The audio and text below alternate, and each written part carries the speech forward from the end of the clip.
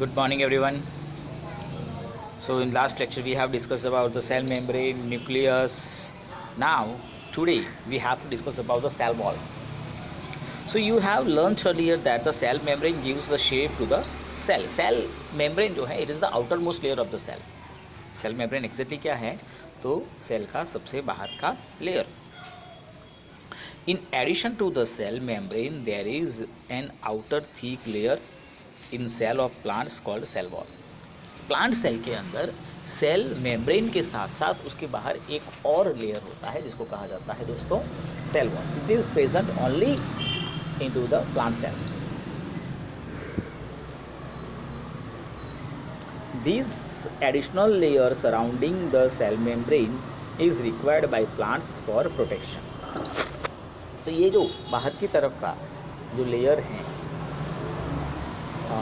Cell wall जो है वो सेल को कि प्लांट सेल को एक प्रोटेक्शन प्रोवाइड करता है because it is hard than the membrane.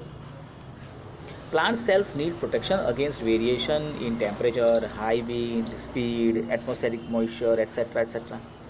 क्योंकि प्लांट सेल जो है प्लांट जो होते हैं वो आपने देखा होगा कि वो घर में नहीं रहते हैं, वो बाहर ही होंगे. तो they have directly face the heat, the temperature, the wind, the rain, the atmospheric moisture, numbers of.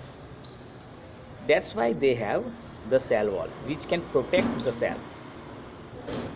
They are exposed to these variations because they cannot move. तो यहाँ वहाँ घूमते नहीं है, भागते नहीं है. तेज़ बारिश होगी तो ऐसा नहीं कि वो भाग जाएंगे कहीं पर, ठीक है. तो इसीलिए उनका मजबूत होना ज़रूरी है. तो cells can be observed in the leaf peel of Tradescantia, Alodia or Rohio, and you can prepare a slide as in the case of an onion. जैसे अपने ऑनियन जो था तो ऑनियन की जिस तरह से स्लाइड बनाई थी उसी तरह से आप ये सब प्लांट्स के नाम है. रोहियो प्लांट ले सकते हो आप, एलिडियो प्लांट ले सकते हो, ट्रेडेस्केंसिया ले सकते हो. उसका भी आपको सेम वे बनाना है slide. You can read the activity 8.4 for that and you can find this type of sir ये तो ह्यूमन चिक सेल है. तो वहाँ पर आपको एक और जो थिक लेयर है वो देखने को मिलेगा, ठीक है, जिसको आप कहते हैं cell wall. Now this is human cheek cell. यहाँ पर आपको देखने को मिलता है nucleus as well as cytoplasm as well as nuclear membrane या तो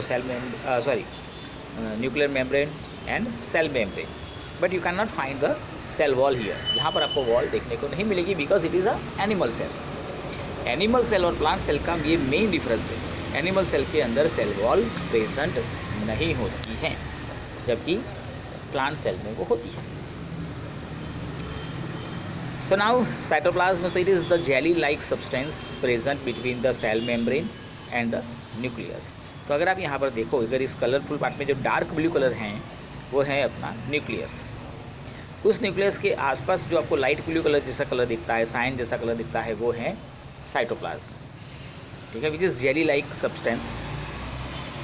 and the thing is that कि वेरियस अदर कंपोनेंट्स जिसको आप कहते हैं ऑर्गेनल्स वो यहीं पर साइटोप्लाज्म में ही प्रेजेंट होती हैं. For example mitochondria, Golgi bodies, ribosomes, these are the cell organelles. ये आप 9th स्टैंडर्ड में पढ़ोगे डिटेल में. Right now we have to just remember the names. Cytoplasm के अंदर आपको देखने को मिलता है other organelles like mitochondria, Golgi apparatus, vacuoles, ribosomes, numbers of. और सेंटर में होता है जो डार्क आपको डेंस पार्ट जो दिखाई देता है वो है nucleus. Guys, it is an important component of the living cell. जैसे आप हमारे बॉडी में ब्रेन होता है, जो ब्रेन है वो एक सेंटर पार्ट है, उसी तरह से यहाँ पर भी न्यूक्लियस जो है वो सेंटर पार्ट होता है. It is generally spherical and located in the centre of the cell. गोल होता है, spherical, centre of the cell में भी प्रेजेंट होता है. It can be stained and seen easily with the help of a microscope.